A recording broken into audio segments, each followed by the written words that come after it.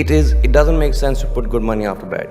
So that would be the end of the story for us. While the world was focused on many companies, the Aditya Birla Group's cumulative market cap quietly crossed $100 billion. The group's history lies primarily in heavy industries like cement, metals, and textiles. But what about its future? The jewelry market in India is enormous but complicated. The market is worth something in the region of 5,25,000 crores, or roughly $65 billion annually.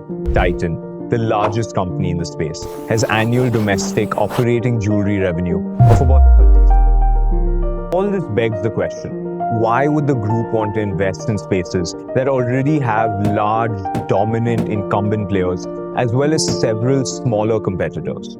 The answer boils down to two things. It doesn't make sense to put good money after bad. So that would be the end of the story for us. It'll be the end of the story if there is no relief. We'd shut shop. You will shut shop, which means Absolutely. you'll go down the NCLT route. I guess so. But in the long term, think about it, 30,000 crores per year of next year, 40,000 crores after that, every year. It's very difficult to imagine how this company will survive. Did you know that while the world was focused on many companies, the Aditya Birla Group's cumulative market cap quietly crossed $100 billion? It seems like just yesterday that all anybody could talk about in relation to the group was the problems plaguing its telecom venture, Vodafone India, or V as it is now known. While the world focused on those problems, the group was quietly reinventing itself. The group's history lies primarily in heavy industries like cement, metals, and textiles. But what about its future? Let's dive into the ongoing transformation at one of India's oldest and most storied business houses and see if we can find a trail of breadcrumbs that leads us to where it is today. As always, nothing in this video is a recommendation to or not to buy, sell, or hold any security. Please do your own due diligence before dealing in any security. This video is for information purposes only. We do everything we can to make interesting and informative videos. So please do like, share, and subscribe. It really does help us. Also, let us know in the comments what you think of our videos and if you have any suggestions. You can now find us and many other interesting channels on the Zerodha Media Network. Good evening and a very warm welcome to all of you. As a large and diversified business group, over a period of time, we have added many uniquely valuable businesses to our portfolio. And the launch of this jewelry retail business adds another distinct dimension to the constellation of exceptional brands and businesses in the Aditya Birla Group.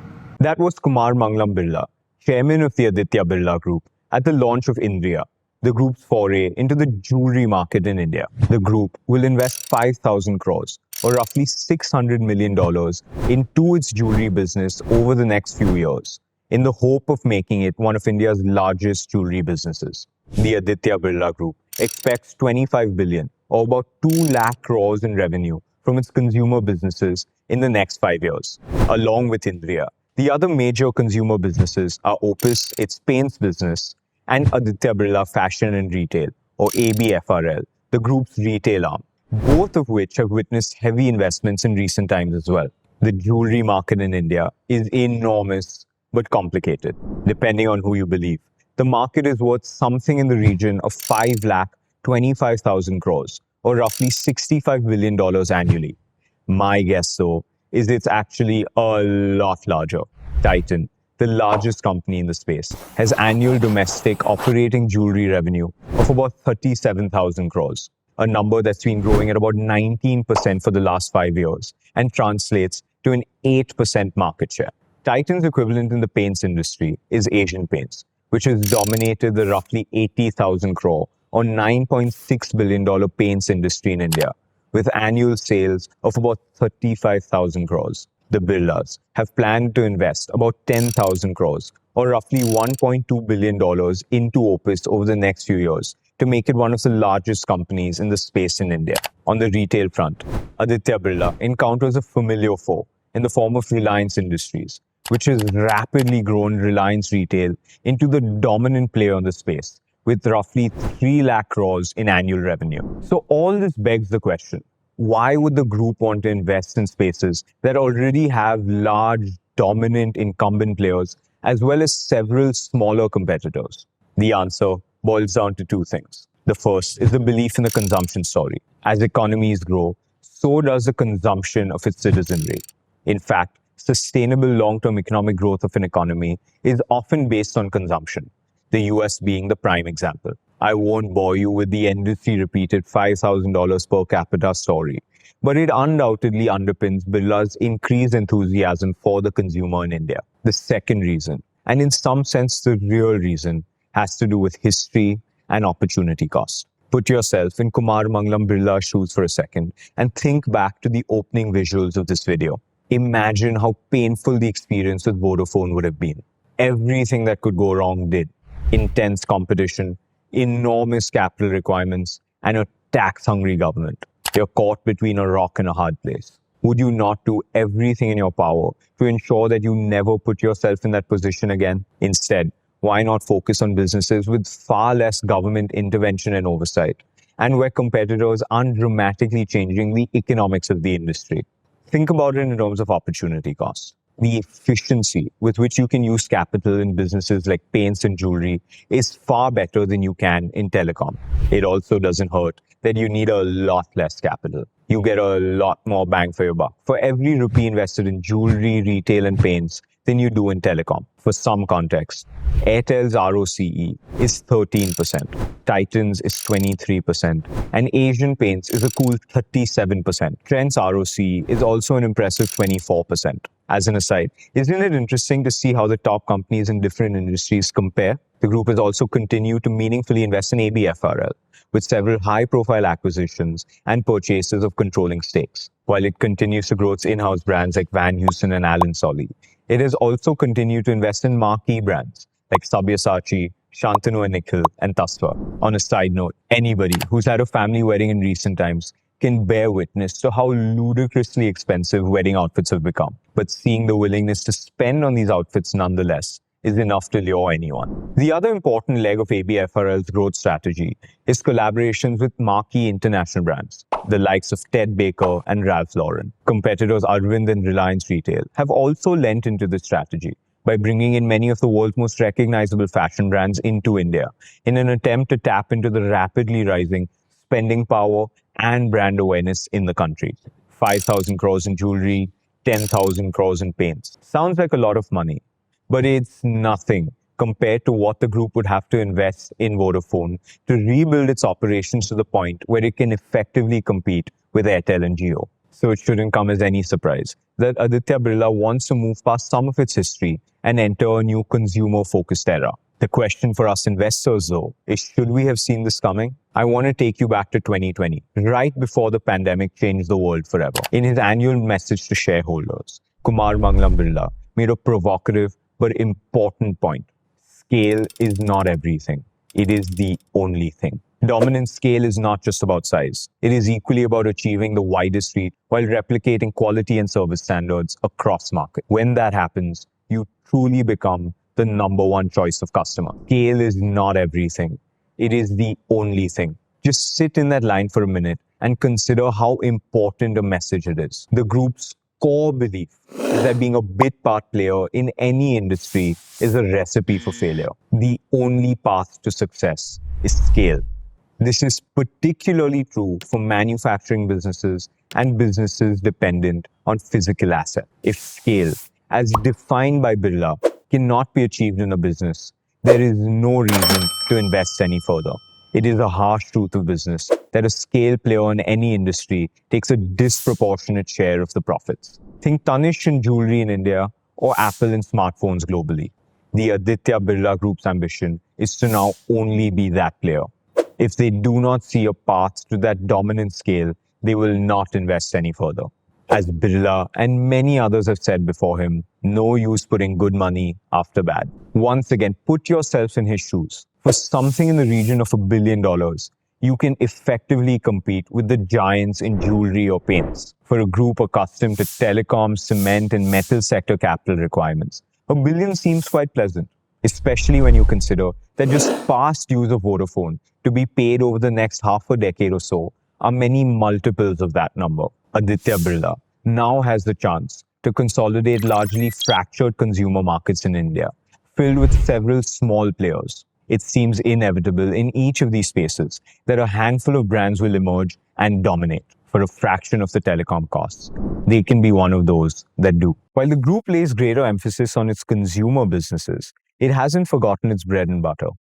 The scale dominance playbook is being employed in historically important businesses as well, most notably the cement business, Ultratech.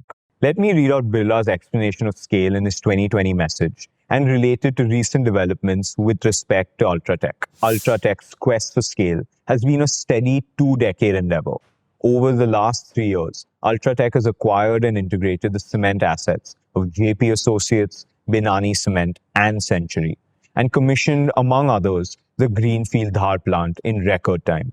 As a result, today we are the third largest manufacturer of cement globally, excluding China, with a staggering capacity of 117 million tons. Ultratech is approximately 3 times the size of its next biggest competitor in India. Scale has given Ultratech the opportunity to differentiate itself in a largely commoditized space in 3 ways: brand strength, customer insights, and attracting talent.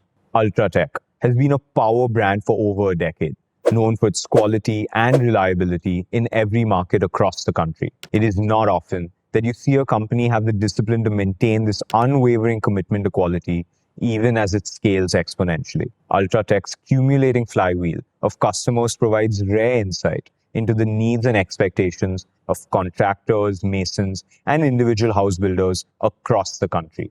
This scale and access to insights have given the company an opportunity to aggregate its learning. With these insights, it can differentiate its offerings to serve its customers more meaningfully. The most talented professionals in the cement industry aspire to work with Ultratech. Attracting and retaining talent is another advantage that scale has brought. The stupendous journey of Ultratech has propelled the growth of an entire ecosystem comprising of vendors and distributors. Keeping all this in mind, are we at all surprised that Ultratech has continued on its inorganic growth path with the acquisition of India Cements? It's fascinating that we can draw a direct line from a stated belief to real-time events playing out in front of us. Cement may very well be the Aditya Birla Group's next big battleground. It will be interesting to see how the Adanis and several other large incumbents think about build versus buy in the space. It is particularly interesting to see Birla's moves in the space, keeping in mind the following reality from the telecom sector. Jio didn't just rise to the top, it did so at breakneck speed. Undoubtedly, Birla will not accept a replay in the cement space. Instead, he has proactively used consolidation to his advantage. While buying may be more expensive than building in some cases, it may be the better overall business choice, keeping in mind the finite number of worthy assets and the need to curtail the rise of competition. As Birla pointed out in his 2023 message, own the offensive moves. This is true for both incumbents and insurgents.